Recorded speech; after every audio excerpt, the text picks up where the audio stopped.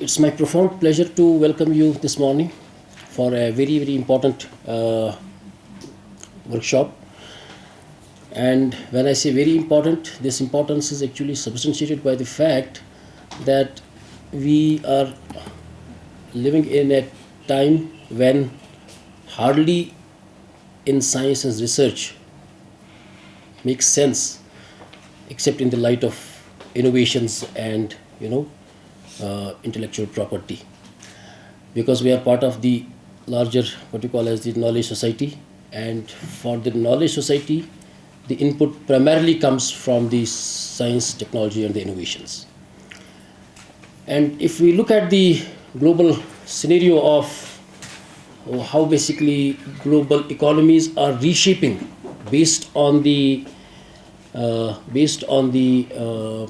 differential contribution of IPR based sectors, there is a clear picture in the sense, there is a working paper recently published by the Economic Advisory Council to the Honorable Prime Minister of India. They title basically their paper as why India needs to urgently invest in its patent ecosystem. And what actually they argue there is that since if we are to compete in a knowledge-based society, in a knowledge-based economical world order, then we have no option than to kind of significantly improve our footprint in the innovation-based breakthroughs. And there has to be, for that matter, a very strong IPR system in place. I was looking at the figures that they have mentioned in this white paper, and those figures are very startling. Although if we look in the Indian context, over the past few years, the number of patents, the number of startups, these things have picked up. But for a global comparison, the figures are still dismal to the extent that the number of patents, if you compare, for example, that are filed from India as compared to what are done from China and US for that matter. So there is a huge difference. For example, in up till 2020 or 21, more than 50,000 patents probably were filed from India, against more than 40.5 lakhs from China, and in US the scenario is somewhere also closer. So that means we are somewhere closer to just 4% or say 8% to US, despite the fact that there is a lot of focus on startups and what are the reasons for this? There are different reasons that they suggest. One reason is that if you compare the China and for example, this US patent offices, the number of people who are working there, against around more than 800 people there are more than 13,000 people in Chinese patent office, and around 10,000 people, 10,000 people, 9,000 people in the US office.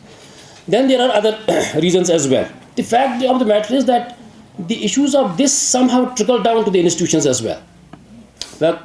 Probably notwithstanding the fact that there is a huge institutional framework in place in India as well, but the number of patents that are expected to basically come out from these institutions are not really that much.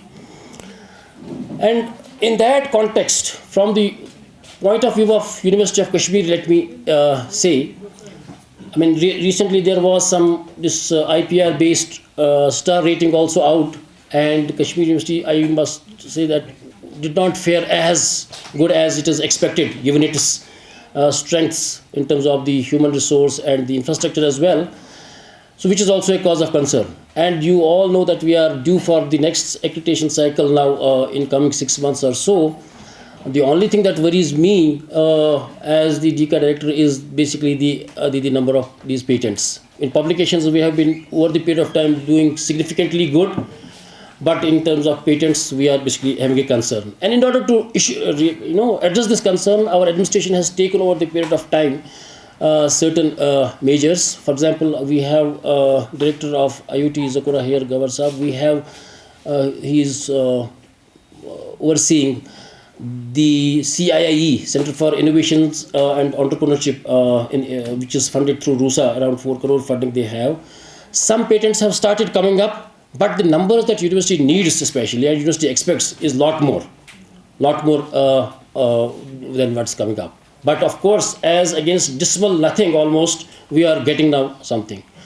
University also recently activated this new gen IIT. Dr. Sartaj Saab is here, and I was part of a meeting that he coordinated I think a week before or so, which was very impressive, getting very interesting ideas from all across the country, and it was great for those 2 days to basically look at those innovative problems. I am sure that the outcome of those startups would be felt in coming days soon.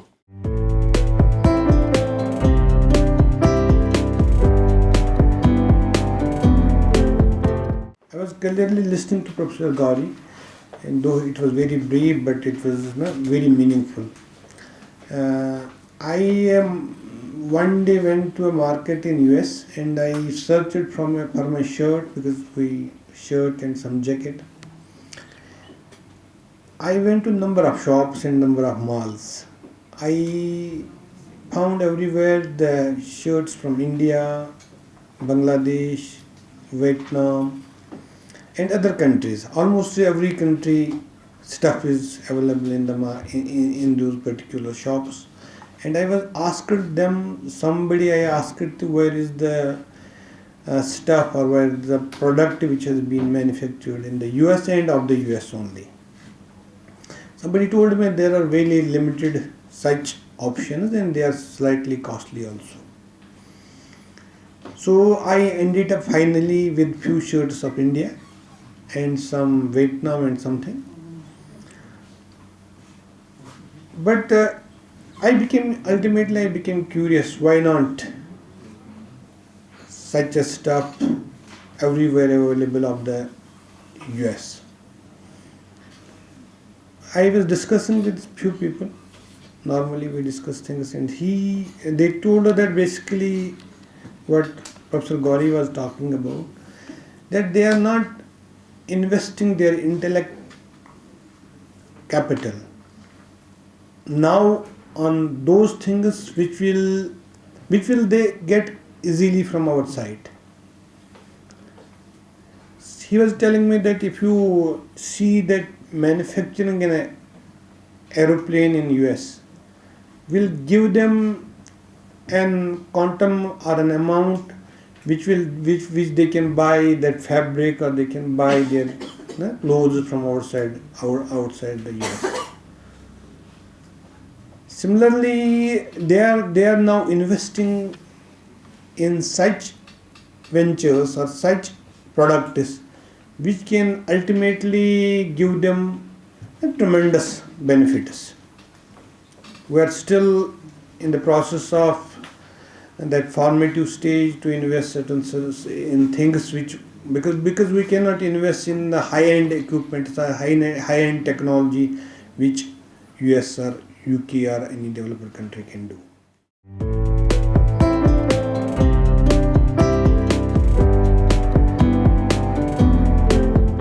I feel as a university, as an individual, as a country, at all levels, this is very, very important. I appreciate and I echo with the concerns which Professor Manzoor has just shared with us. And I feel that it is not a great task to increase the number. I'm very sure if today also, if we take a round of all the departments here, I'm sure at least 4 or 5 patents from each department we can easily identify. This is a process of IP audit, and little bit kind of a guideline if we do.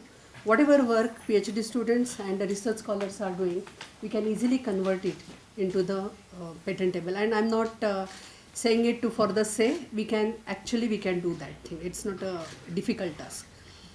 The 2-3 important things are there. We have to believe that as an intellectual capital, if we consider, which is creating the innovation capital, we are very much reach in that. We need not to worry about that. Definitely we are reach in that.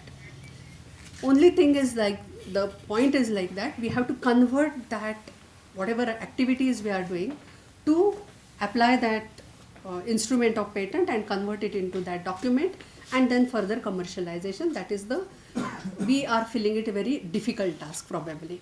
But I feel that if we plan it properly, it's nothing difficult, we can do it very easily. Not only for university we are doing this thing. As an individual, if we see, one patent can change our life. I can just give you 2-3 examples and then I will close the keynote. The example, I will just take an example of a Google, which is started in 1997 with the research scholars. That was a startup. And we can see eventually in 25 years, what is the result? It became a giant organization. And can you imagine what kind of revenues university, Stanford University received from Google? It is around $300 million. And you just see that university never takes more than 2 or 2.5% equity or a license fee. And then you can imagine that one patent, what wonder it has made. That 2% which is given to university, it is around $300 million. And Stanford University says this is not the patent which has given her which has given the largest revenue. Largest revenue they have received from monoclonal antibodies. And that is the revenue generating the patent from that university. And I feel that their technology officers are playing major important role. Drafting is a not task of a faculty, I tell you, frankly. Their task is that to do research. Our task, like as a technology officers or an IP person, our task to find out whether there is a possibility of a patent. We have to capture it and we have to process it further. That is our task, because we cannot engage faculty in drafting. That is a special skill is required. We cannot engage faculty for that particular thing. But they should know which is patentable, which is not patentable, when to contact technology officer, when not to, when we have to stop the publication, when we have to consult with the officer. That things we should know perfectly. Because nowadays, first to file, India the first to file he hai, right from the starting. But US it was like first to invent, and therefore Genentech came into the picture. Otherwise, restriction endonuclease enzyme patent, which was of Cohen and Boyer from Stanford and California University, probably that would not be the reality. And Genentech, which is like a, if you can see 11,000 patents Genentech filed, it started with a one patent of a Cohen and Boyer. That also they were not aware about the patenting. They published it into the newspaper, and then technology officer has taken that and they have like patented it within 1 year with lot of difficulties. But that was a he was a Neil actually, he has done that task. So I feel that there is a potential, we need not to worry, we can easily do that. And not only one workshop will help obviously, after workshop we have to do the follow-up of that, because after workshop that tempo is always for 3 weeks, after that that tempo will be reduced. So we have to kind of give the booster dose again, and we have to check that what exactly is going on. And then we have to capture the inventions. That is the task we have to do. I guess this is these examples are very important, and we have potential. And obviously, university will also help faculty through the IPR cell and IQAC, or Directorate of Quality Assurance. And definitely in NAC, currently we have, I guess I'm saying that A+, and you will go to A++, definitely. And I congratulate for organizing this workshop, and best luck for your NAC accreditation. Thank you so much.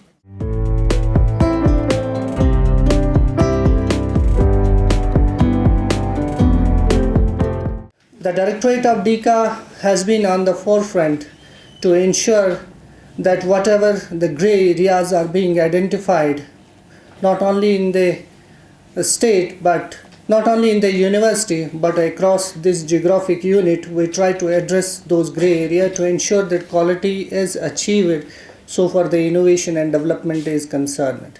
And in this direction, today is this workshop is organized to fill and create basically the awareness and the procedure towards the IPR, particularly patent filing process.